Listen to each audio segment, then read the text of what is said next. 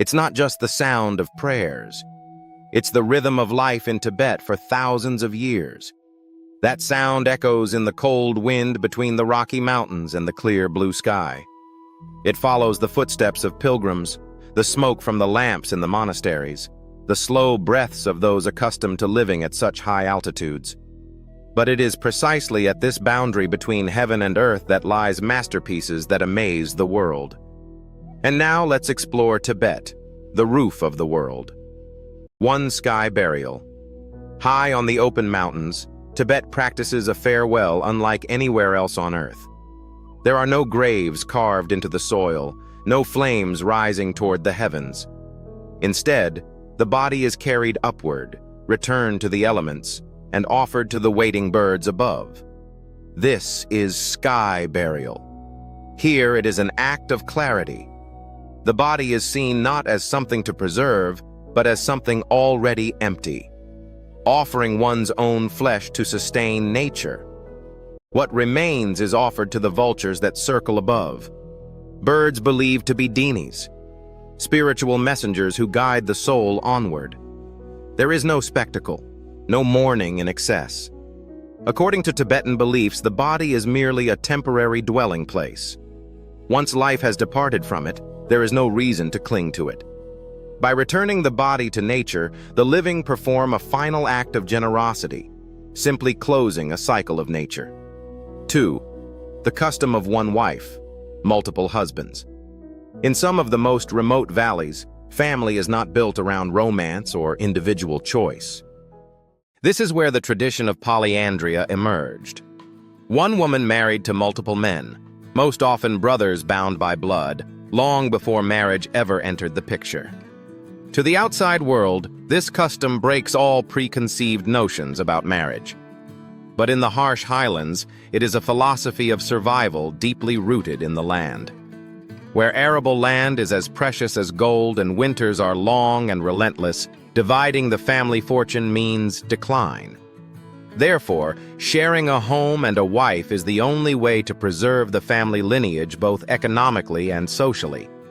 There is no spectacle in this arrangement. Life unfolds quietly. Shared work, shared responsibility, shared endurance.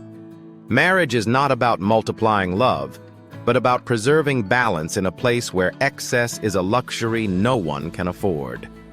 3 steps. 1 bow. Along the road to Lhasa, time seemed to slow down with the rhythm of the pilgrims' steps. They took a few steps forward, clasped their hands together, then lowered themselves to the ground, forehead, chest, and limbs touching the earth. Then they stood up, walked again, and repeated, "This is a prostration pilgrimage.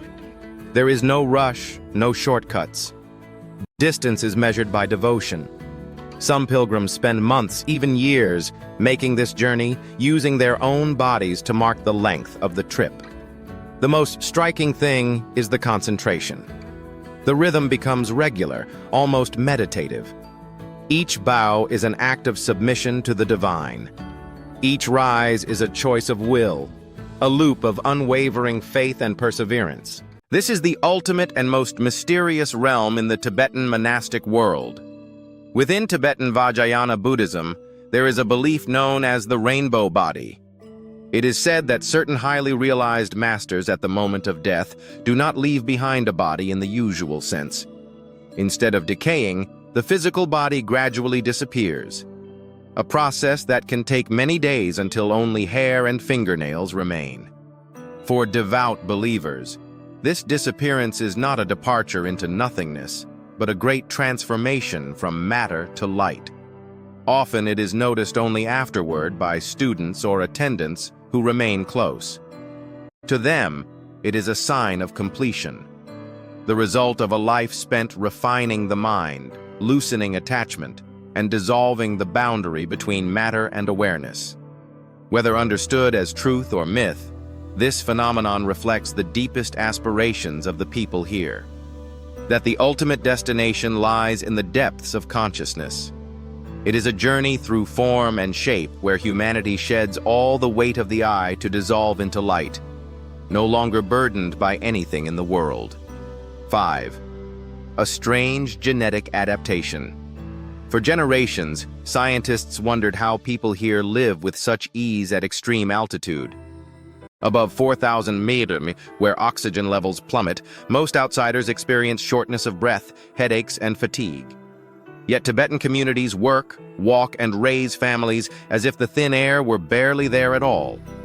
The explanation lies in genetics, a condition that can lead to serious illness in non-native populations.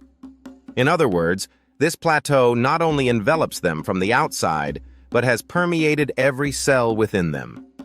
The EPA1 gene is a legacy from their ancestors, a priceless gift hidden deep in their blood, making Tibetans silent superhumans, calmly walking among the clouds where ordinary people cannot survive for long.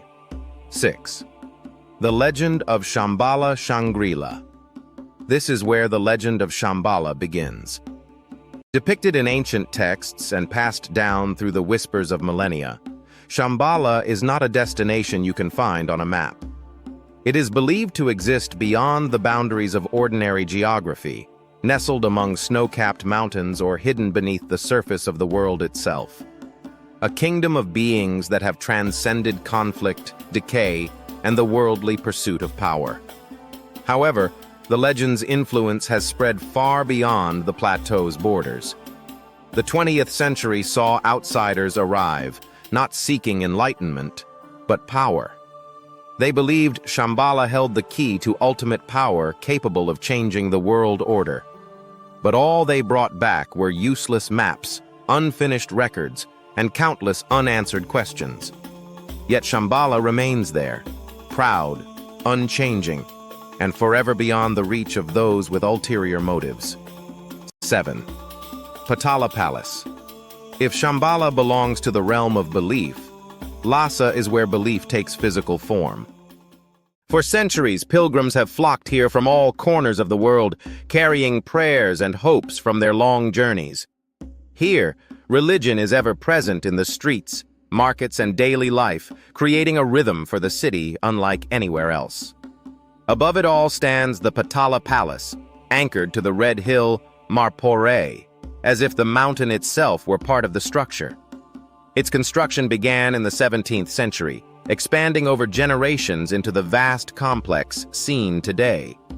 From afar, the palace appeared, its white and red walls standing out against the deep blue sky. The approach is quiet. Prayer flags flutter along the hillside, catching the light and the wind. Stone stairways climb steadily upward, worn smooth by centuries of footsteps. Below, the city of Lhasa feels small and distant, its rooftops flattened by the sheer scale of what rises above them.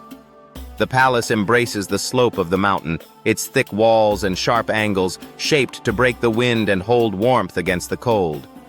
It is a fortress of faith, standing tall and defying the harshness of time and the highland climate. Inside, the palace is divided by purpose. The Red Palace holds chapels, stupas, and sacred spaces, the spiritual heart of Tibetan Buddhism. The White Palace once served as living quarters and administrative center where governance unfolded alongside ritual. For centuries, this has been the sacred residence of successive Dalai Lamas. But beyond the boundaries of worldly power, Potala represents a deeper and more enduring value.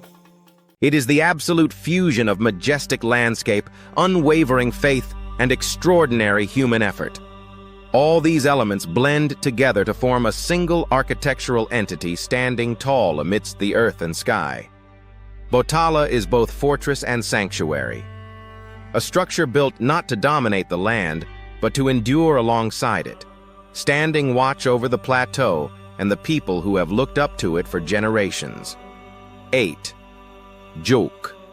Locals have a saying: you haven't truly been to Lhasa until you've been to Jukong. Nestled amidst the bustling old town of Baror, this is one of the oldest and most important Buddhist temples in Tibet. Built in the 7th century during the reign of King Sonen Gampo, at a time when Tibet was beginning to open itself to Buddhism. According to tradition, the temple is deeply connected to 2 royal marriages. Princess Weng from the Tang dynasty of China, and Princess Brikuti from Nepal. Both women are remembered not only as queens, but as carriers of Buddhist faith into the Tibetan plateau. The temple was built to preserve sacred images of the Buddha, to anchor the land spiritually according to ancient beliefs, and to lay the foundation for Buddhism to take root in Tibet. Over time, Jukong became the heart of Tibetan Buddhism, its most sacred site.